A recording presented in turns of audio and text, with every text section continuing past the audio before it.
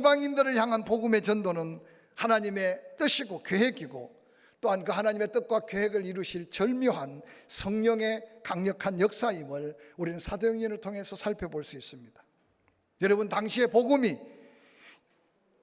유대를 넘어서 사마리아 이방인들에게 전해진다는 것은 상상할 수 없는 일이고, 그건 바로 기적이라고 해도 지나칠 표현이 아닐 겁니다.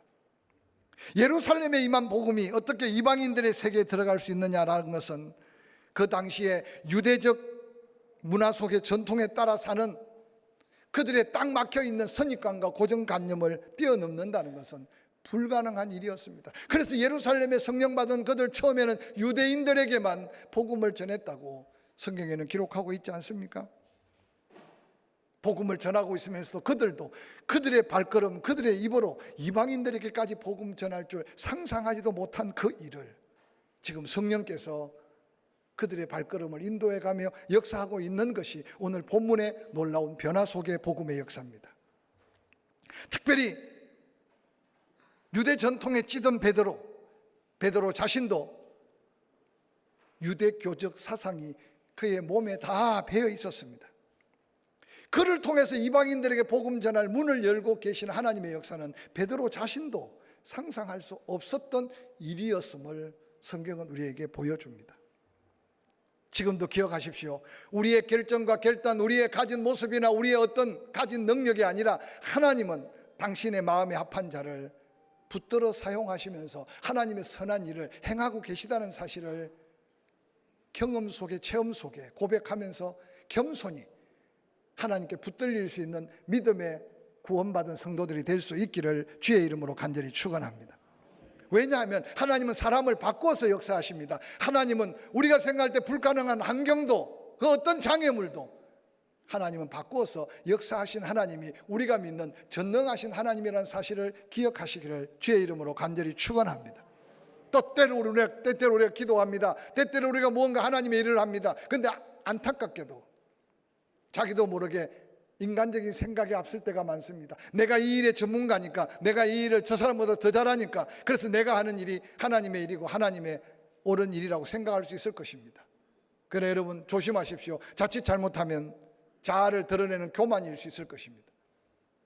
하나님은 가장 악한 사울을 바꿔서 바울로 쓰신 하나님을 왜 성령의 역사 속에 땅끝까지 복음 전하는 이 일에 사도행전에 기록하고 우리에게 증거하고 있을까요? 모든 유대인들이 사마리아 동네는 저주받은 동네라고 생각하는데도 빌립은 성령에 이끌려서 사마리아에 전한 복음이 그 성을 구원하고 온 성의 기쁨이 넘치게 했던 것은 사람의 생각이나 환경, 어떤 인간적인 게 아니라 하나님의 뜻과 역사 속에 쓰임받는 사람들의 놀라운 역사인 걸 기억하시기를 바랍니다. 이러한 빌립과 사울의 사건 속에 사도행전 9장 32절에 와서 다시 베드로가 포커스가 쫙 비춰집니다. 오늘 읽었던 본문은 바로 그런 사건 속에 다시 베드로에게 초점을 맞추고 말합니다. 지금 베드로는 요한과 함께 사마리아 산악지대를 다 돌아보고 그곳에 있는 믿음의 사람들을 권면하고, 그리고 다시 은혜를 끼치고 예루살렘에 돌아왔다가 하나님의 이끌림을 통해서 그들이 갈 수 없는 지금 서쪽에 루다라는 곳을 베드로가 방문하는 장면이 오늘 읽었던 본문의 시작입니다. 사마리아 여러 지방을 다니면서 복음을 전했다. 사마리아 지방과 유다 땅의 중간 지점인 해변 가까운 루다라는 지역을 베드로가 스스로 루다 사람이 초청한 게 아니라 그곳에 갔다. 그런데 놀랍게도 그곳에도 누군가 먼저 전한 복음을 듣고 믿음의 공동체가 모여있다. 오늘날 말하면 과거나 지금이나 작은 마을 루다에 누가 전했든지 그 복음이 놀랍게도 한 공동체를 이루고 자그마한 농촌 개척교회가 생겨있는 그 공동체를 지금 베드로가 찾아갔다는 것 아니겠습니까?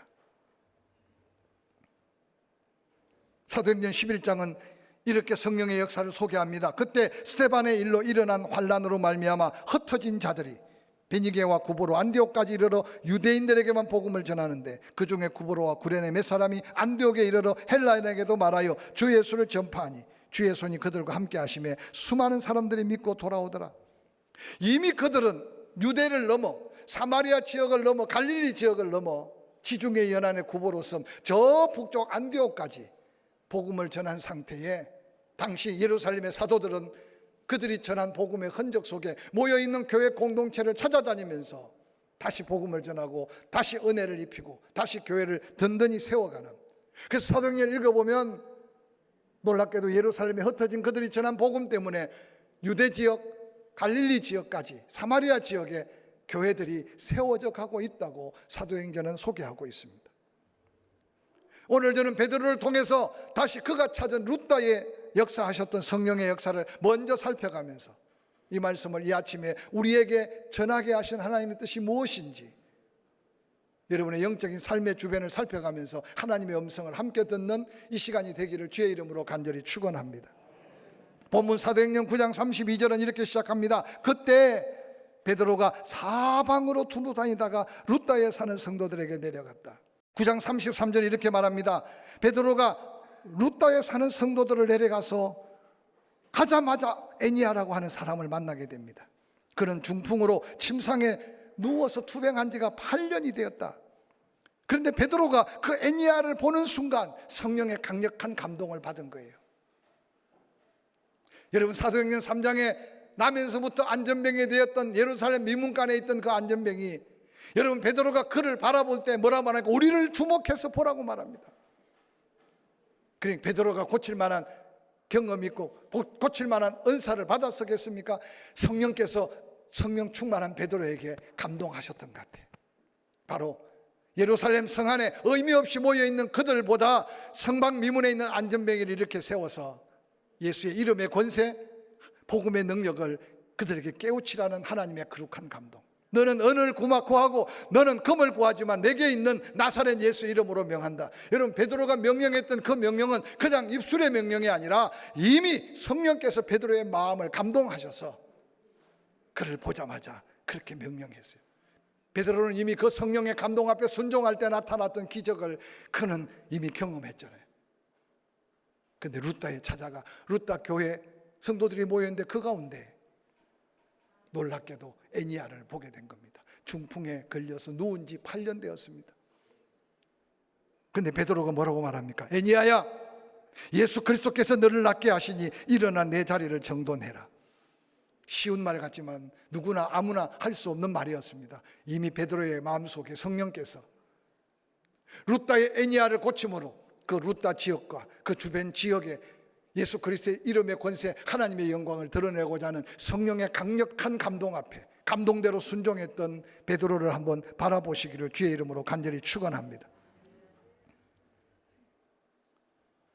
오늘 우리의 삶 속에도 하나님은 다양한 모습으로 하나님 되심과 하나님 우리를 향한 거룩한 말씀들을 끊임없이 말씀하신다는 사실을 기억하시기 바랍니다. 언젠가도 이야기했지만 온 자연 만물을 통해 하나님은 모든 만민들에게 일반 계시라고 말하는데 자연 계시라고 말합니다. 똑같이 천둥이 오라랑캉 쳐도 간이 크다고 생각하고 아무렇지 않게 생각하는 사람이 있는가 하면 그 천둥 소리를 듣고 하나님 앞에 겸허히 서는 사람도 있어요. 근데 하나님은 핑계하지 않고 변명하지 아니하도록 특별 계시가 있는데 그 특별 계시가 바로 이 하나님의 말씀이에요. 그래서 하나님이 온 인류에게 하시고자 싶은 말씀은 이미 66권의 성경 속에 다 이미 말씀하셨다. 이게 특별 계시의 놀라운 하나님의 은혜입니다. 아마 더한 말씀이 필요했다면 66권 다음에 67권, 68권이 있었겠죠. 이미 우리에게 하나님의 모든 말씀을 말씀해 주셨다. 그래서 그 말씀을 읽는 자가 복이 있다. 그 말씀을 듣고 아멘할 때 믿음이 된다. 할렐루야. 근데 과연 오늘날 현대 그리스도인들이 어떤 모습으로 하나님의 음성을 듣고 있느냐 한번 스스로 질문해 보시기 바랍니다. 베드로가 성전 미문의 안전병인을 볼 때 들려왔던 성령의 감동, 오늘 사마리아 지역과 넓은 지역을 다니면서 성도들을 위로하고 격려하고 난 다음 성령의 이끌로 루다에 가서 애니아를 바라보자마자 주께서 너를 고쳐 살리기를 원하신다. 당당하게 선포할 수 있었던 베드로가 들었던 성령의 감동이 여러분의 일상 삶 속에 뭘 보고 뭘 느끼며 뭘 듣고 사는지 한번 자신을 돌아보시길 바랍니다. 그래서 성경을 듣는 것이 얼마나 중요한지 몰라요. 성경을 읽는 것이 얼마나 중요한지 몰라요. 그걸 배우거나 암송하는 것 얼마나 중요한지 몰라요. 그 성경을 묵상하는 것은 끊임없이 하나님과 교통하고 하나님의 음성을 듣는 놀라운 축복의 비밀이에요. 그래서 할 수 있다면 그 성경을 자세히 풀어서 그 말씀 속의 의미와 하나님의 뜻을 전달하는 설교도 그래서 어떤 면에서 중요해요. 근데 오늘날 어때요? 잘 웃기는 설교가가 인기가 있고 짧게 하는 설교가 인기가 있고, 왜냐? 길게 하는 거 듣기 싫다는 거예요. 사랑하는 성도 여러분, 오늘 이 시대는요, 들어도 듣지 못하는 기머거리들, 보아도 보지 못하는 소경 같은 시대가 되어갈 때 누가 들어야 하고 누가 보아야 할지 끊임없이 도전해 가면서, 오늘 베드로가 그 성령의 감동 속에 애니야를 향해 주께서 너를 고치기를 원하신다, 일어나라고 외쳤던 이 놀라운 하나님의 섭리를, 하나님의 뜻을, 성령의 감동을 가벼이 여기지 않는 저와 여러분의 삶이 되기를 주의 이름으로 간절히 축원합니다. 아무리 말씀하셔도 듣지 못하면, 들리는데도 순종하지 아니하면 아무 일도 일어나지 않습니다. 조심스럽지만 여러분의 삶의 현장에 아무 일도 일어나지 않는 삶이 평안이 아닐 수 있다는 사실을 기억하시길 바랍니다. 제가 끊임없이 강조하는 것, 작은 성령의 감동에도 민감하라고 하는 말씀을 여러분 뼛속 깊이 고백해 가면서, 세월이 더하고 육신이 연약해지고 나의 환경이 자꾸만 열악해질수록 더 하나님과 깊은 교통 속에 성령이 마음껏 감동하신 대로 할만하니까, 순종하면 기적이 될 만하니까 내 믿음의 그릇에 맞게 하나님께서는 끊임없이 말씀하실 때 그 귀한 말씀 앞에 순종으로 기적을 경험하는 저와 여러분이 되기를 주의 이름으로 간절히 축원합니다. 베드로는 성령의 감동에 순종해서 애니야를 향하여 일어나라고 명령합니다. 성령의 감동하심에 순종한 베드로의 감동된 말씀대로 애니야는 일어났습니다. 그리고 베드로는 말합니다. 내 자리를 정돈해라. 이제는 다시는 중풍으로 누워있을 이유가 없다. 하나님이 고치심은 완전한 고치십니다. 할렐루야. 뿐만 아니라 너가 중풍으로 누워있던 과거는 이제 지나간 일이다. 이제 너는 건강 주신 것 가지고 주의 영광을 위해서 일해야 될 사명이 있음을 함께 선포하고 있는 이 모습을 통해, 여러분, 그가 걸어 다니는 자체가 기적의 증거고, 그가 입으로 내가 애니야입니다 라고 말하는 자체가 예수 그리스도의 복음의 능력이고, 할렐루야. 그 애니야의 중풍병이 치유되는 이 사건으로 말미암아 루따에서부터 저 북쪽 가이사라 주변 샤론 평원에 사는 샤론 동네 수많은 사람들이 주께로 인도함을 받았다고 성경에는 소개하고 있습니다. 조심스럽고 부끄럽지만 오늘 우리의 삶에 이 같은 순종의 기적이 다시 회복되지 않고는 누구에게 복음을 전하며 누구를 감동시키고 누구를 구원할 수 있겠습니까? 루따의 역사한 성령의 역사 속에 순종하며 외쳤던 베드로의 외침이 우리의 삶에 끊임없이 재현되기를 원해서 이 새벽, 이 아침, 이 거룩한 주일에 또한 방송을 듣는 많은 영혼들이 다시 한번 이 믿음 앞에 설 수 있기를 주의 이름으로 간절히 축원합니다. 루따에서 이 같은 성령의 역사가 일어날 동안에 놀랍게도 루따에서 그리 멀지 않는 욥바에 또한 문제가 생겼습니다. 다비다라는 여제자가 있었습니다. 36절, 그 이름을 번역하면 돌아가라. 선행과 구제하는 일이 심히 많았다. 그때 병들어 죽음에 시체를 씻어 다락에 누였다. 루따가 욥바에 가까운지라 제자들이 베드로가 거기에 있음을 들었다. 두 사람을 보내어 지체 말고 와달라 간청했다. 베드로가 일어나 그들과 함께 가서 이르되, 그들이 데리고 다락방에 올라가니 모든 과부가 베드로 곁에 서서 울며 도로가가 그들과 함께 있을 때 지은 속옷과 겉옷을 다 내어 보인다. 베드로가 사람들을 내어 보내고 무릎을 꿇고 기도했다. 돌이켜 시체를 향하여 이르되 다비다야 일어나라 하니 그가 눈을 떠 베드로를 보고 일어나 앉은지라. 베드로가 손을 내밀어 일으키고 성도들과 가부들을 불러들여 그가 살아난 것을 보이니 온 욥바 사람들이 알고 많은 사람들이 주를 믿었다. 여러분, 욥바라는 도시는 지중해의 유일한 항구 도시예요. 훗날 가이사라라는 항구가 새롭게 지어졌지만 사실 구약 때부터, 그러니까 욥바라는 동네는 지금의 텔아비브와 함께 통일되어 있는데 엄청난 큰 도시라는 사실을 생각하시기 바랍니다.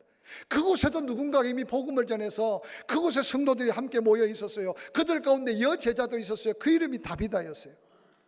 그 지역에서 요박 교회에서 다비다의 아름다운 선행, 아름다운 구제는 모든 사람에게 알려져 있어요. 과거나 지금이나 여러분 어려울 때는 한없이 어렵잖아요. 근데 과거에 그 자신이 과부로 사는 것도 힘든데 어떻게 수많은 과부들을 섬긴다는 것은 더욱 어렵지 않겠습니까? 그런데 요박교회 성도들은요, 믿음이 놀라운 것은, 아니 그 다비다가 죽었으면 오늘 우리의 생각으로 말하면 장사를 거룩하게 지내주면 되죠. 그런데 놀랍게도 요바의 성도들은 이 다비다를 장사 지내려고 생각한 게 아니라 그는 죽어서는 안 된다는 거예요. 그가 살아나야 된다는 거예요. 그러고는 그 다비다를 씻어서 타락에 올려놓고, 아마 루다에 일어난 베드로가 성령의 감동 속에 순종하여 애니야를 살린 기적의 이야기를 들었던 것 같아요. 그러니까 두 사람을 재빠르게 루다로 보내서 베드로를 데려오라고 하는데, 그냥 간청이란 말은요, 와달라고 간청이란 말은 그냥 와달라는 게 아니겠잖아요. 죽어서는 안 될 사람이 지금 죽었는데 살려야 됩니다. 당신이 와서 살려주십시오. 이전 베드로 같으면 여러분, 누가 죽은 자를 살리라는데 달려갈 사람이 어디 있겠습니까? 근데 성령에 이끌려 살았던 베드로는요, 그 소식을 듣자마자 급하게 지금 요바로 내려옵니다.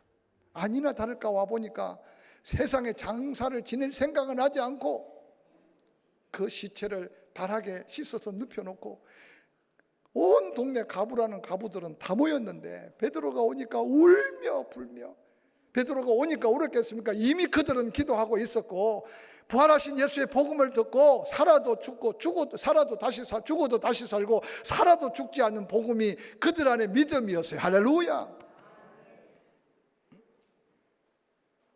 베드로가 요박 교회를 들어서자마자요, 가부들이 한결같이 모여들어서 하는 말이, 울면서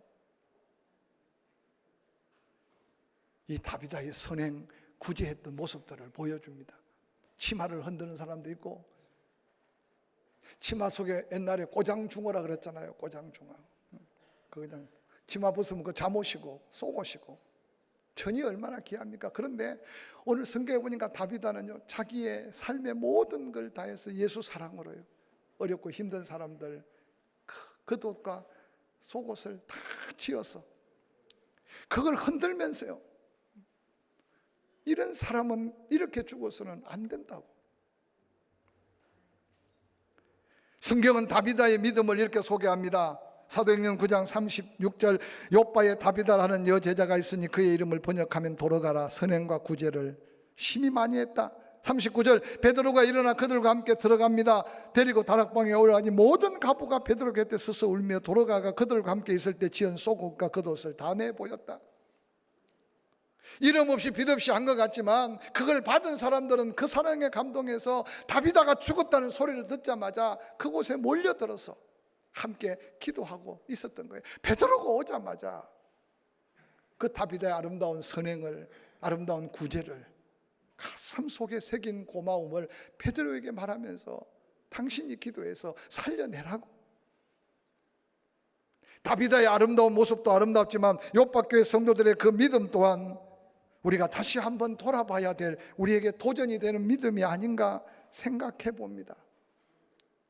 그의 죽음의 시체를 씻어 싸서 장사를 지내는 게 아니라 다락에 뉘어놓고 믿음으로 소문 듣고 잊어버릴 만도 한데 애니야를 살렸다면 다비다도 살릴 수 있다고 믿는 믿음이 요박교회 성도들에게 하나님의 성령의 감동으로 함께 임했던 것 같아요.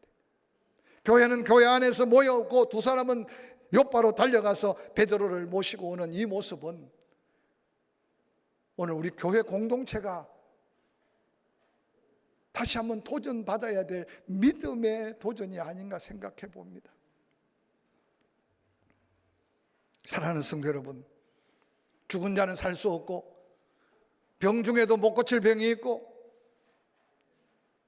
그래서 어느 날 우리는 성령의 감동을 받기 전에 포기하고 살 때가 혹시 없는가요? 아니, 포기하기 전까지 저는 이 말씀을 준비하면서요, 오늘 의술이 발달하면 발달할수록, 병원이 커지면 커질수록 오늘 이 땅의 기적들은 자꾸만 사라지고 있다는 것이 안타까운 삶의 현실인 것을 돌아보며 고백합니다. 이전에 우리 선조들은요, 병원도 가까이 없고 병원 갈 돈도 없으니까 믿음으로 하나님께 기도하는 게 전부일 때는 기도해서 고침받고 기도해서 살아나고 기도해서 숱한 기적들을 통해 그 마을이 구원받아 마을마다 교회가 세워졌던 흔적들이 우리 조상들이 남겼던 믿음의 흔적이에요. 할렐루야. 근데 죄송하지만 어떻습니까? 조금만 불편하면 병원부터, 조금만 불편하면 의사의 말보다 더 말을 신뢰하면서, 죄송하지만 과잉 진료나 잘못된 진료로 인해서 단명하거나 더한 육체의 병을 얻는 경우가 얼마나 많은지 모릅니다. 전문적인 지식이 없기 때문에 조심스럽습니다만은 이 나라가 자꾸 발달해서 이제는 위암이나 대장암을 미리 좀 더 점검해서 그 암을 줄이기 위해서 그 내시경을 하라고 하는데, 여러분 좀 더 우리보다 앞선 의료 선진국들은 내시경 자주 하는 걸 아주 위험하게 말합니다. 하나님이 만드실 때 위가 닫혀 있어서 공기가 들어가거나 다른 균이 들어가는 걸 막고 있는데 조금만 소화 안 되면 들어 누워서 그냥 내시경하고 내시경하니까, 그래서 어느 날 위에 대한 다른 질병들이 계속 유발하는 경우가 많습니다. 길게 이야기하지 않겠습니다. 병 가지 말라는 말이 아닙니다. 의사를 신뢰해서 수술하거나 약을 먹지 말라는 말이 아닙니다. 그러나 우리는 하나님의 백성이라면 내가 아플 때, 내가 약할 때, 내가 어려울 때 하나님께서 내게 말씀하시는 성령의 감동에 귀를 기울여 가면서 먹기 전에 기도하고 가기 전에 기도하고 수술하기 전에 기도하면 하나님께서 그 과정 속에 하나님의 놀라운 섭리를 보여주시면서 그래도 최소한 그 약함과 그 아픔을 통해서 하나님 앞에 받은 은혜가 있어야만 고난의 유익에 대한 감격이 우리 안에 더한 은혜로 자리 잡게 될 줄로 저는 확실히 믿습니다. 할렐루야. 요파교회 성도들, 베드로가 사람들을 다 내보내고 40절 무릎을 꿇고 기도합니다. 베드로가 이전에 안전병을 일으키고 베드로가 조금 전에 애니아를 고쳤다고 해서 베드로에게는 모든 병을 고칠 수 있는 능력이 주어진 건 아닌 걸 베드로는 알았어요. 오직 하나님만이 하실 수 있다는 걸 알고 믿었어요. 그래서 하나님, 성도들이 이렇게 사모하고 이렇게 기도하고 있는데 나는 아무것도 할 수 없습니다. 이게 베드로의 고백일 것 같아요. 그때 하나님께서 베드로에게 똑같이 감동하셨을 것 같아요. 기도하는 자에게 보여주시고, 기도하는 자에게 감동해 주시고, 기도하는 자에게 가야 될 병원을 만나게 하시고, 기도하는 자에게 선한 의사를 붙여주시고, 할렐루야. 기도하는 자에게 치료 방법에 후유증이 없게 하시고 약이 잘못 처방되지 않도록 하나님 은혜를 베푸신다는 사실을 믿고 사시기를 주의 이름으로 간절히 축원합니다. 축원합니다. 베드로가 어떤 기도를 했을지 이해 안 되는 사람은 하나도 없을 겁니다. 오늘 이 시간 이후로 요바에 나타난 성령의 능력을 신뢰한다면 여러분과 주변의 믿음의 이웃들에게 이 놀라운 처방을 여러분의 믿음 안에 성령의 감동 속에 다시 한번 순종함으로 도전하시기를 주의 이름으로 간절히 축원합니다. 베드로가 무릎을 꿇고 기도합니다. 시체를 향하여 외칩니다. 어떻게 죽은 시체를 향해 외칠 수 있겠습니까? 그게 바로 성령에 이끌린 베드로에게 주신 놀라운 감동 속에 순종하는 자에게 나타난 하나님의 기적의 역사인 것을 성경은 우리에게 보여줍니다. 다비다야 일어나라. 다비다야 일어나라. 예수님도 그렇게 12살짜리 여러분 해당장의 딸을 그렇게 이름 불러 살리지 않았습니까? 나사로야, 모두가 다 썩어서 냄새나는 나사로의 무덤 앞에 나사로야 일어나라. 지금도 그 예수님은 우리가 믿는 주님이시고, 믿으십니까? 우리의 기도를 들으시고, 할렐루야. 제자들에게 내 이름으로 이제까지 아무것도 구하지 아니하였으나 이제는 구해라, 내가 응답하겠다고 약속하신 그 이름이 바로 우리를 구원하신 예수 그리스도. 다시 한번 우리가 이 놀라운 믿음의 순종으로 요바의 기적의 주인공들이 될 수 있기를 주의 이름으로 간절히 축원합니다. 손을 내밀어 일으킨 이 성도들과 가부들을 불러 그 살아난 것을 보여주니 온 요바 사람이 알고 많은 사람이 주께로 돌아왔다고 도전하고 있습니다. 여러분 주변에 의사가 포기한 환자들이 얼마나 많습니까? 스스로 포기하고 사는 인생들이 얼마나 많습니까? 이 주간부터 기도합시다. 나를 오늘날까지 나되게 하신 주님, 그 예수의 이름으로 교회 나오면 구원받습니다. 교회 나오면 살 수 있습니다. 할렐루야. 예수 믿으면 하나님이 고쳐주실 수 있습니다. 여러분 입술로 선포하면서 그 순종의 선포가 우리의 삶의 현장에 기적으로 이어지는 은혜를 함께 누릴 수 있기를 주의 이름으로 간절히 축원합니다.